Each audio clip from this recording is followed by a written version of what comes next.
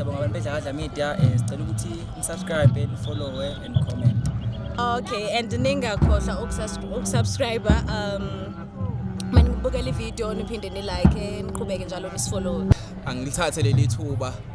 ngibingelele ababukeli nabathandi beDlakadla Media namhlanje mfakazi. Siyabonga ke kubabukeli beDlakadla Media. Siyabacelela ukuthi ke iDlakadla Media ayiqhubeke ithuthuke. Bafowethu siyacela ukuthi nilike, ningabuki nje kuphela. Makwenzeka kufika ithuba lokuthi kuvela iadvert, while usabuka, ibuke leyo advert leyo izokwenza ukuthi abafowethu bethuthuke, yenze ukuthi umsebenzi uqhubekele phambili ungashoni phansi. Sithi phambili ngeDlakadla Media aqhubeke kanjalo. Siyabonga kakhulu. Ngisizibeni esikhulu kulesi sizibe ngisona ngingashona noma yini ngoba ngihamba phezu kweplan iplan engihamba phezu kwalo linganomhlalo womuntu uma ngeke kwenzeka nje iphutha noma kanjani ngiyongena emanzini kule ndawo engikuyona iphakathi kwewa ngapha newa ngapha indlela incane kakhulu uma ngeke nganaka noma ngangaqaphela kungenzeka ngibe nenkinga ngisaqoqile nje ngiyakhumbula Nkosi yamakhosi ukuthi kwaba khona isikhathi lapho umzimba wesithathu wake wabuzwa usesesikoleni ngoba njengoba silapha nje kwake kwenzeka kuthiwa ukhulume nje noma ingane uma ngabe usesikoleni lapha lelo thuba lokuthi akakhulume nje ngobaba wakhe ubaba wakhe umuntu njani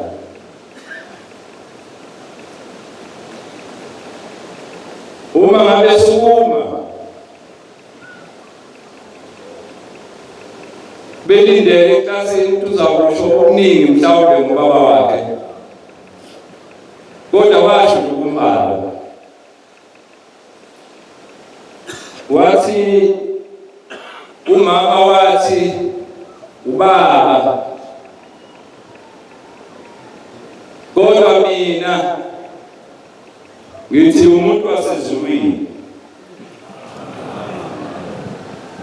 umuntu wasezulwini eMaNazaretha uNkulunkulu manje ngaze sesidwe yini manje sesiphuma phakathi kwalo muzi wasemhleni singabe sambona ushembe uNkulunkulu ingikhathaze le ndaba kwenziwa yini lo ngoba nase bemphika kodwa bake basho uNkulunkulu futhi uma bengasasiboni isidingo sokuthi uNkulunkulu kubo thina sasibona isidingo sokuthi uNkulunkulu ngakho ke abahlukane nathi phansi ngomoya nje ukukholwa ngiyacela kusamakhosi ukuthi ngithinte nisabelelo ngokuvunyelwa inkosi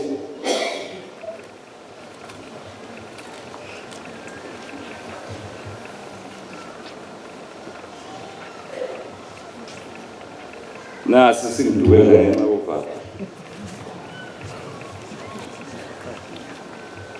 sekhulu namashumi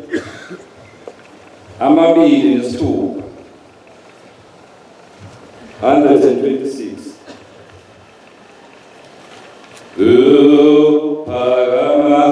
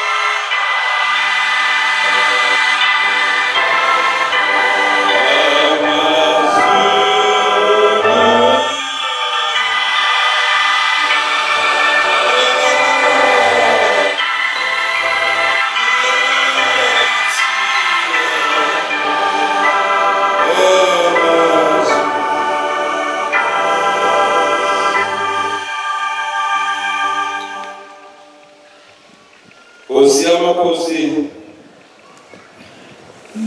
umbangeni okade khona isini ukhulumile kakhulu simzwile onendlebe zokuzwa uzwile ngingakaqhubeki kakhulu ngoba angizoba mude kodwa ngiyafisa ukuthi sikhumbuzane eManazaretha ngalolu suku lwesabatha namhlanje siphakathi kwalomuzi oyengcwele ukuthi nawo kuyisabatha ejwayelekile kodwa kuthina beyibongo zoba benogumede nalezo yibongeke ngaphansi kwabo sinomuzi uhlukile sibonge inkosi yamakhosi uSipho lokuthi eyinkinga ezikhona eziningi ezimbathe lesi sibono nezibongo zonke ngaphansi asiphethuba uNkulunkulu wethu ukuthi sizama ukuyihlanza sihlambulule sizama ukukhumbula la singahamba kahle khona sibuyele endaweni efanele ukuze zonke izinto zezulu ngiyafisa ukuthi ngicele kwezulwini ukuthi ubithu elifana naleli livulele awunabi lezibongo kuphela kodwa nezibongo zingene uma ngabe ichimbi zenezanyiswa nazo zingene ngoba suke zikhona zizosibambisa kulo mthwalo onzima kangaka sanikezwa lo msebenzi wakho sowenza ngeviki lokuqala kwa-Agasti sinikezwa inkosi esesihlalweni yathi futhi inkosi esesihlalweni uma sekwenele siyawutshelwa yiyo ukuthi cha sekwenele uma ngakaneli yokuphuthelwa ozikhuluma kodwa khona into engizwayo ukuthi uma ngabe kwenziwe lo mkhosi noma kunalo mthandazo ofana nalo noma kunale isabatha efana naleli ikhona imithwalo eyiphume noma ithuleke noma yehle kulabo abalesi sibongo ngiyengizwe besho njalo nami mhlawumbe ngifakaza Nkosi yamakhosi lapho la ukhona uThixo nje wethu thina abaNazaretha asidekile kakhulu mhlawumbe engasidida ngaba izolo ngoba cha izolo sikhona kodwa nazo ngeke sivike ukuthi sibone ubani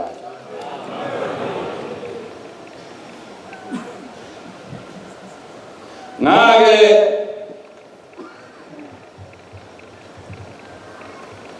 ngavelelwa ingozi yemoto angizukukha phezulu kakhulu ngoba indaba njengangayixoxa kodwa iyafika lapha eMtuwatuwa kwendawo eThungamsana mawusongela kuleli lokushana kwaThungamsana ujwayele ukuthuma amatekisi lapha kube nalabo abajemayo uma ngiqhamuka ngakithi ngasenyakatho ngiza ngaseningizimu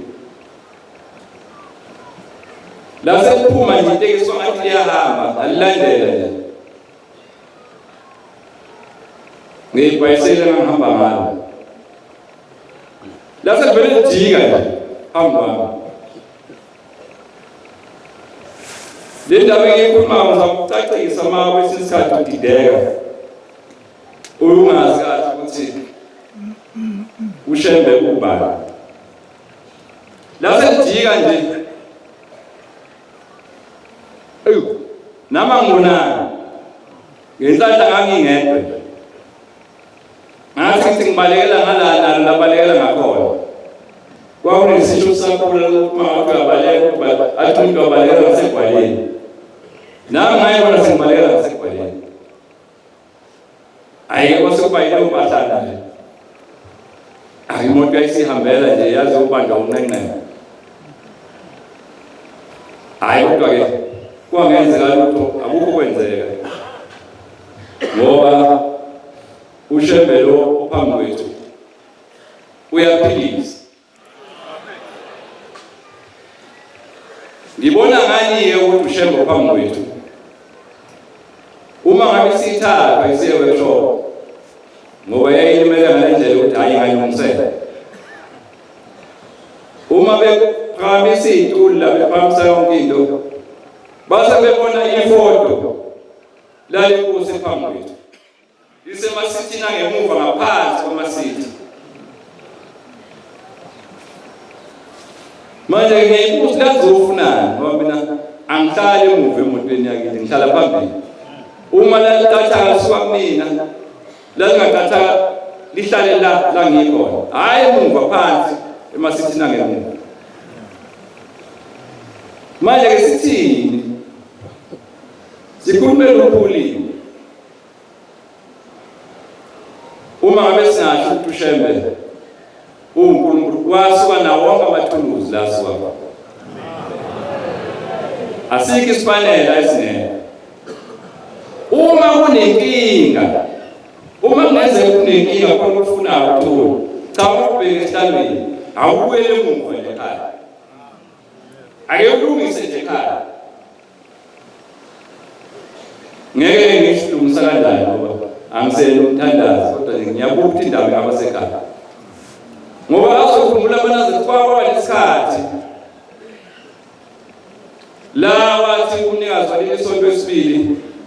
njengoba sikumnikazi waleli sonto esihlanu wathi sezobayeka manje abakithi bayikhulumele nathi ngoba sinenkani wathi ushembe uqala wayekwazi ukuthi akunengela sinengele kwabakithi uma ngabe sithi sifuna umsebenzi bese abakithi hayi akangawutholi umsebenzi lo ngoba u1 no2 no3 bese ethi umnikazi webandla wokuqala bese cha ngiyamcelela nje mina wayesekusezosiyela manje masibona ngathi aphambi kahle kufanele sikhumbule ukuthi bakhona abantu ongeze bayibambile lena emuva angisho nami njengoba ngikhuluma kanje ukuthi ngoba ngiyinjula yalokho kodwa nje ngiyabuka ukuthi kufanele ube ivimbeka la ibhajwa la ake ngivume isona lo samakhosi esincane nje uma ngabe umvangeli wakho umdluli dlulisa ukukhuluma ongenze ngapha nje wangigqile nje izolo ngifika nje ngibe nokungabaza ngabika lokhu ngabona ukuthi umvangeli wakhe akanginakile into engikhuluma ngathi inkosi yakithi lapha emthandeni nangu umvangeli awunayo ngathi izomkhava phela engabona naye ngingaka engabona ngisenkingeni ngangabaza kodwa ke ngifisa ukuthi ngisivume leso sono ngizivume ngevesi nje lilodwa noma amabili kodwa mhlambe liyoba lihle lilodwa engomeni yekhulu nama shuma isishagalolunye nesikhombisa uma ungibiza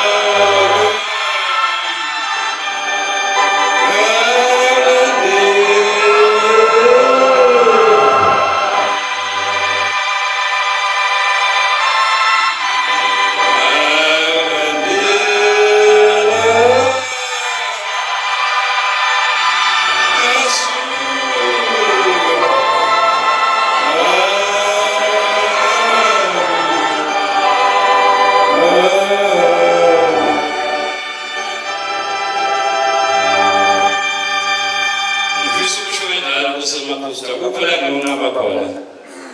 uma ngabe ungithuka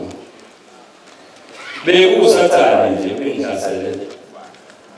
ngizofisa ukuthi umshumayeli tabanga ukuthi umshumayeli uNcube maye khona eduze angilekelele incwadi lezimali angizwelisa batha mhlanga bantu nonke ninjani manje ke isabatha singaphuthuma kakhulu usamakhosi angizoba mude kodwa uLevi 20 verse 26 uzoyilungisa nje ngizokuthinta mase ngithi zingena kuzona kuMateyu 5 verse 14 kuya 15 kube Mahubo 1 verse 1 kuya 2 zikufona kuphela kodwa sinamavesi ambalwa bese bawujaba ke4 zisuke evesini ku1 siya ku3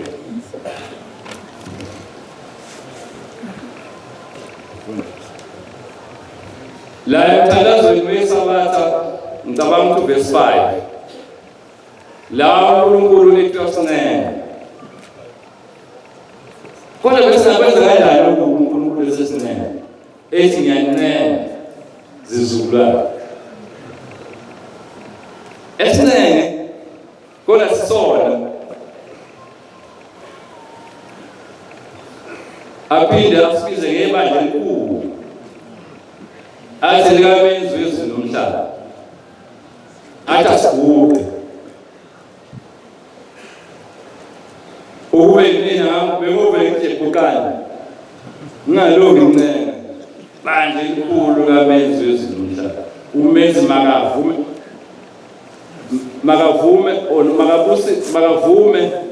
ubusisa uguqa kwethu hayi mina bewuvelentisa umanje nginamandla bengafanele maNazaretha ngabesono uThixo esinene futhi uNkulunkulu ophambi wethu uyasithanda nathi ke fanele simthande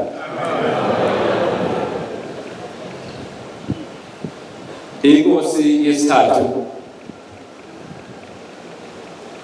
ifika ezweni lakithi mhlamba ke ngiqalela umnikazi waleli sonto oqala ufika ezweni lakithi uyadlula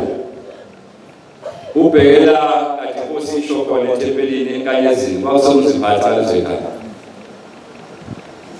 enkosini bawomdlula isiyafakaza inkosi la eceleni mama usebona indawo lapha kithi useyabuza uthola indawo eyabani yabo sebeyamtshela ukhaya yasebukhosini bawaphumela futhi awungiyithandela indawo yethu kanti umkhulu uzofika ayoyothi inkosi ngoba ndawonye phela sasingebaningi ngaka isihlalo sasothi singakabaningi nemisebenzi mhlawumbe ingakabaningi uma ngabe zomotha ngeke ngisho kwenzakalana ngifuna ukukhuluma lokho kunye ngifuna ukuqonda noma indaba ngifuna ubenze bemfishane usethi hawu umkhulu kwakumasakeni futhi namanje sekumasakeni akushintshanga ngoba esesenyameni noma esesemoyeni hawu ngithe mangidlula kwakhona indawo ngiyibona lapho kwathiwe yakho uthi uNkulunkulu angazi uma esengena umoyeni wakuleli ibandla nomoya kaNkulunkulu uthatha kanjani uthi awunike inkosi anginayo indawo leyo ndawo uyibone yakho anginayo sengena ke lapha ke sekufika ke umnikazi wesonto wesithathu sengizongena kahle ke manje ngoba sengicacisile ekuqaleni amakholwa ezwe lakithi aseyamthatha ukuthi uyobona le ndawo kababa wakhe bangakhulumuli umuntu wasemhlabeni. Mangabe fika amapholo amthatha manje akasamusi kule ndawo eyayilobothwe ubaba mkhulu, sebemusa kwenye indawo. Usethike mangabe efika kule ndawo, le ndawo inamahlathi, akusiwona le ndawo le mina bengithi ngiyakuyona mangiphuma negama egumbini sekwenye indawo. Awu manje umuntu wasezulwini uyengathandi ukudumaza abantu noma ebabone sebengenile enkingeni, usase bamasathi kube ngathi abonayo ukuthi hawu bathi hayi Nkosi yamakhosi noma usehlathini kodwa ihlathi lakho. Awu yebo nisho njalo ihlathi lami. Wayesethi kodwa ngoba bengaliphethe nje igama lalapha. Waseshaya isihlabelelo, angazi noma ngizokwazi ukuhlabelelo. Bangilekelela abangcwele.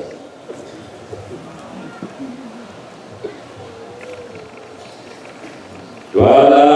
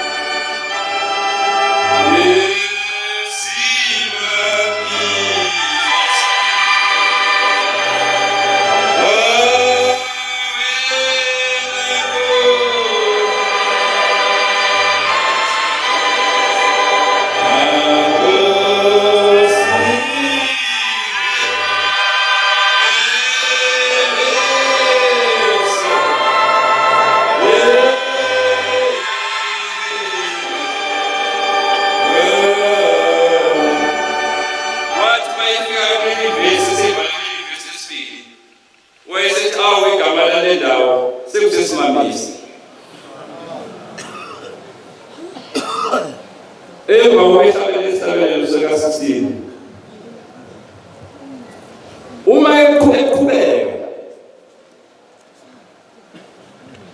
nomsebenzi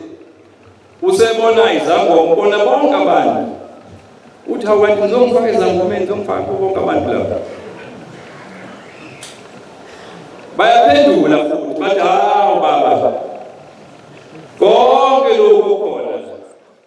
oba uthi umuntu sezunhawu cha ngiyahlula manje wena sengiyahlula kodwa ngizama nje ukukhombisa uNkulunkulu bukashembe ukuthi kungala uma ngizodlulela endabeni engicabanga ukuthi la ngiyokugcina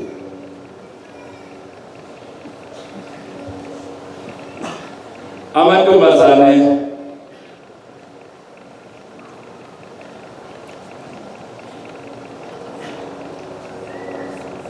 ayemabili ngizama indlela ukuthi ngizoyingena kanjani ayemabili ehlala ngaphakathi njengoba khona nentombi noma unkosazana ahlala ngaphakathi kwase kufika isikhathi sokuthi athi umnikazi wesonto akenhambe akenivakashe emakhaya ayesivakasha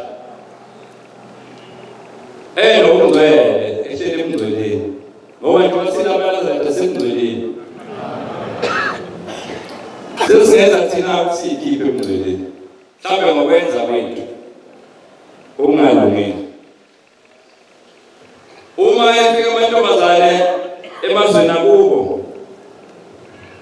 kwase kushaya isikhathi sokuthi hayi akuwe kodwa angasafuni ukuwe yayisiza ukuthi emhlabeni kunje kumnandi kanje emhlabeni yayisithola isoka yenza konke namacece ndawo yangena nyathi shi ekwenzeni izinto esithi thina izinto ezingavumelekile kuleli bandla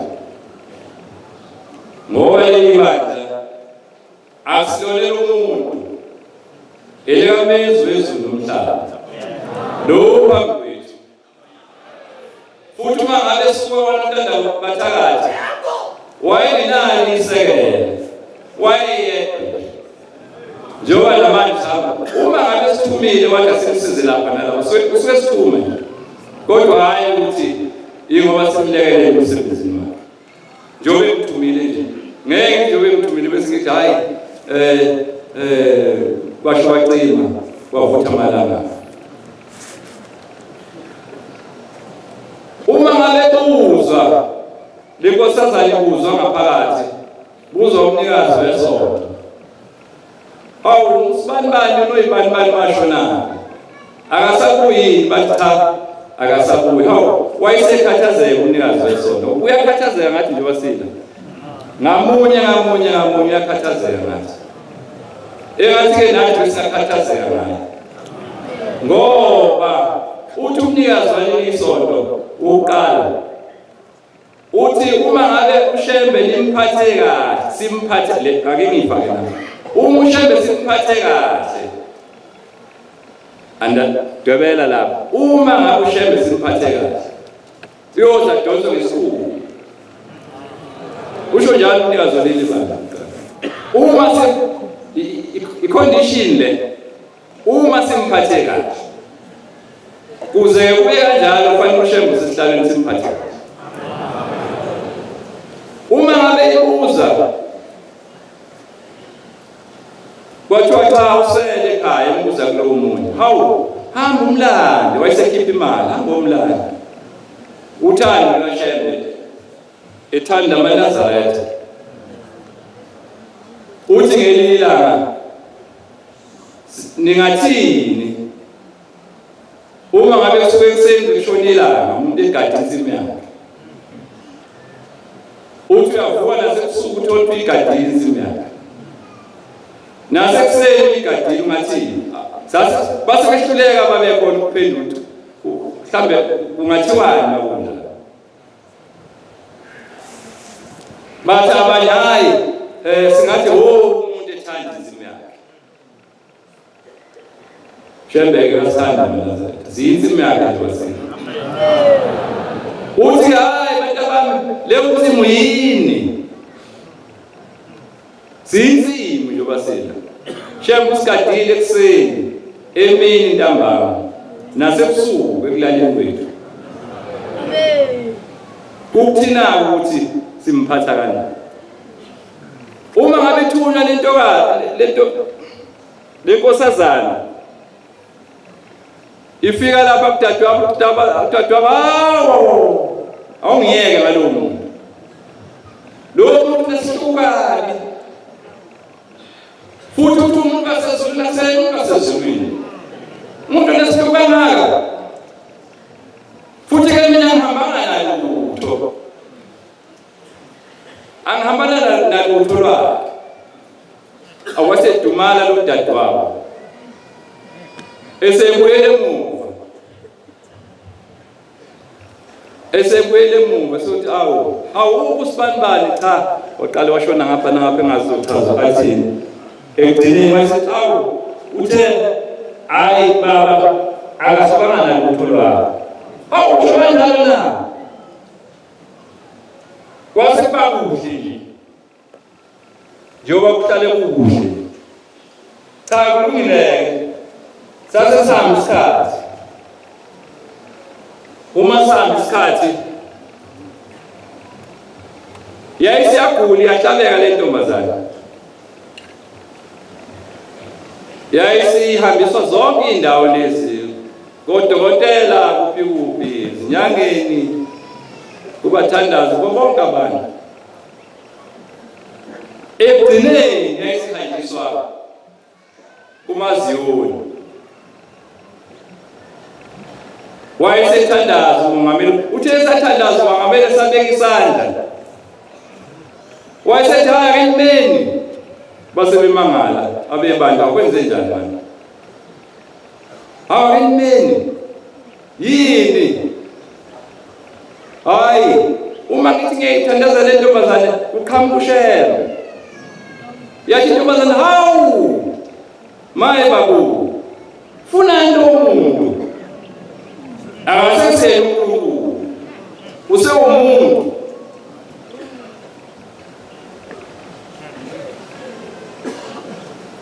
bamangala labazali bathi ngoba phela umuntu umongameli lapha esontweni mkhulu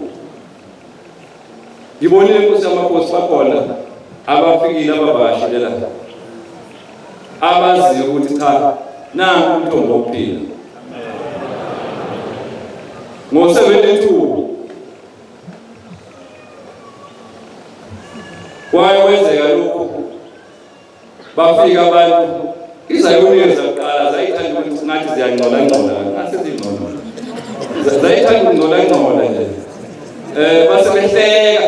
ayisehleka amaNazaretha inkosi yesibili yasithi cha ningabahleki laba ngoba bakwethu bayabuya beza la manje ngithe mangibabona nkosi ngase ngikhumbula lokho kwathiwa iyoni ezala ekhaya uma ngithi nje sengizobuyela mama cha incwadi noma ngasayifunda ngenzela enthandeni noma ngingafunda ngenzela ukuthi kodwa ngifuna ukukhuluma le ndaba kaShelo unginikithu khona umvangelo bela uthi hayi kuthunywe mina nami ngisho njalo ngithunywe mina manje base bemangala abazali bathi uthini umongameli wathi ngibona uShembe kulenga ngithi ngiyithandazela uShembe yawuphebeza umthandazo wami phela uShembe ubaba wethu omkhulu uShembe uNkulunkulu kusho umongameli uShembe uNkulunkulu wethu ngakho angikwazi ukubeka isandla phezulu komuntu ma uShembe ethi angasibeki wayesemiyeka kanjalo wayesebuya lo ntombazane sezofuna usizo khona la ithe khona akahambanga nalutho akamkweleti uShembe kwase kuzobiwa kwakuyabiwa ukuthi baba nangu la seliguquba la izulu niyalazi izulu neliphambi kwethu maliguqubele kubandla la selifuna ukuna nomnini wayesethi amalitshele noma nitshele ukuthi yini engahamba yini yakhe ngikwelela amanye ngibuzela ukuthi yini emina yakhe okulandelayo zinyembezi akukho kunye kwase kuyoba izinyembezi kodwa ngisho ukuthi wakhe nethandazelo yiyoma Nazaretha waphila akangifundeleke umshumayeli sengizoya ngasekugcineni lesomuntu ngiyabona ukuthi lo udonsa kancane intambo yakho ebiphume lapha kimi kona kukhona inkishizane khona bangixolela bayingqondo ngaqhubeka Ulevi 20 verse 26 ufundeka kanje anoba ngcwele kimi ngokuba mina Jehova ngcwele nginahlukanisile nabanye abantu ukuba nibe abantu angizokhuluma kakhulu ngichaza ngoba isizulu nje lesizwa nomali ungenza belandela angisela ngichaza ngoba lesikhathi sisambili Jakobe 4 verse 1 ufundeka kanje kuvelaphi ukulwa nokuphikisana okuphakathi kwenu na akuveli ezingalweni zenu ezilwayo ezithweni zenu na niyafisa aninanto niyabulala ninomona kepha anizuzi lutho niyaphikisana nilwe kodwa aninanto ngokuba ningateli niyacela anamukeliswa ngokuba nicela kabi ukuze nichithe ezingalweni zenu. Matthew 5 verse 14 ufundeka kanje nina niukhanya kwezwe umuzi wakhiwe entabeni ngesithele verse 15 asokhelwa isibani sibekwe phansi kwesitsha siyasifakwe othini sibakhanisele bonke abasendlini verse 16 njalo akukhanye ukhanya wenu phambi kwabantu ukuba babone imisebenzi yenu elungileyo badumise uyihlo wenu usezulwini. Amahubo 1 everything ufundeka uyabusiswa umuntu ongahambi ngokuyala wakhe ongemi endleleni yezulu ongahlali nasenhlanganweni yesigaba kanti ukuthokoza kwakhe kusemthethweni kaJehova osindayo ngemithetho yakhe ngemini nangosuku yena njengomuthi otshaliweyo ngasemfuleni yamanzi uyakuthela izinhlamvu zawo ngesikhathi sawo amahlamvu awo akayikuna uyathi konke akwenzayo kulunge ababi bona abanjalo kanti banjengamakhoba onemuka nomoya ngalokhu ababi abayuma ekwahluleni nezolo emhlanganweni wabalungileyo verse 6 engilokugcina ngoba uJehova uyayazi indlela yabalungileyo kanti indlela yababi yobhubha. Ngiyabonga uMshumayeli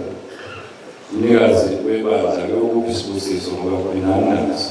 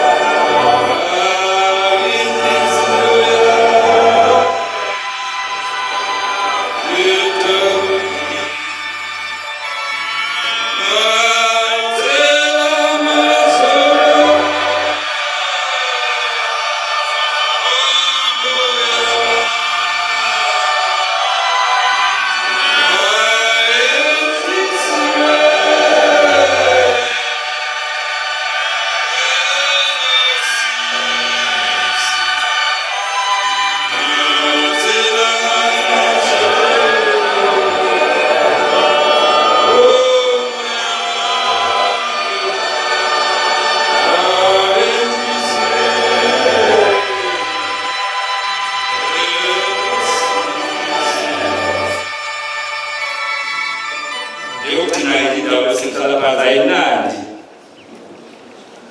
Angisho ukuthi lezi zinto ezimnandi kodwa ayinandi kakhulu ngoba umnikazi waleli bandla kuba ngabe ephuma ey'ntabeni zaseNtabazo waphumisana namadoda indaba nje niyazi kodwa ngigcizelele nje sengihlala amadoda amathathu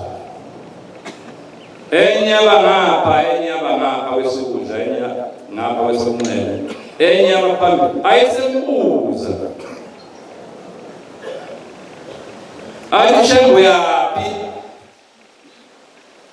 wathula umnikazi wesonto wangabaphendula amphinda mbuza athi uthulele inkulumo kambe wena iqhenye wathula umnikazi noma ayisethe siyazi ukuthi yaphi yokuvusa uNazaretha yokuvusa umuzi wasekuphakambili yokuvusa umuzi wasekuhleni yokuvusa yonke lemizi kaShembu egcwele umhlaba wami ucabanga ukuthi uyophumelela yini ucabanga ukuthi uNkulunkulu wakho lona wokusiza yini njenge umuntu wasezulwini ngabe lo ngathi uyangisiza uthi bathawu namanga ngeke akusize manje siyakulandela la khona siyakulandela uma uthi uphemba umlilo siyawucisha thina uma uthi kahlanyela noma imbewu noma yini sofisa isisusa lona uthi ucabanga ukuthi ungcono yini wena noJesu engani nawethu uJesu wayekho engani nawethu asamphanyeka uNkulunkulu akazakusiza ngalo wena ucabanga ukuthi usizakala ngalo uma ngabe ukwenza okuhle siyoqhamuka sezokubi ngeke uziphumelela uthi umnikazi waleli isonto wena wawungenzi njani ma abantu bekubuza kanjani wongeke ufike lokwesaba mfethu uthi ayisengiyeka le ndlela manje ngoba kanti kuneyinkinga bese ucabanga usisindi wangena endodaneni yomuntu kodwa ushamba akazacabanga ngoba ayibheke mina ebuka mina nawe ukuthi masiphephe noma masifike endaweni la kufanele sifike khona namanje noma ekhona lawo madoda kodwa ushamba usamile futhi ohlala emini zikhona lezo ikhukhula nani bekhona lawo ekhona lawo madoda kodwa ushembe yoqhubeka njalo engathi inkosi yamakhosi ungama njalo ukhumbule abazali bami ukhumbule abasekhaya komama ukhumbule bonke nje nesizwe sikhumbule la ngikhulume kabi khona ngenzanga kahle khona uNkulunkulu athethelele sengiyangasemaphethelweni ngifisa ukuthi ngishaye ivese lodwa bese ngihlala phansi ngithunyiwe bantwana benkosi thunyiwe umnikazi umengakahle ukuthi angihlale ngeke uthe umbangalo wekwanisela ngithunywa yini ngithunywe ubaba nami ngisho njalo nkosi yamakhosi kodwa sengiyagcina ngibheka nje ivese lilodwa eliwumthandazo kimi Yahlupha ngoba uma usuthukile mhlawumbe kwesinye isikhathi kubuye ngabe kusenzeka kahle. Kodwa-ke kuhle kona ukuthuka kwesinye isikhathi. Nkosi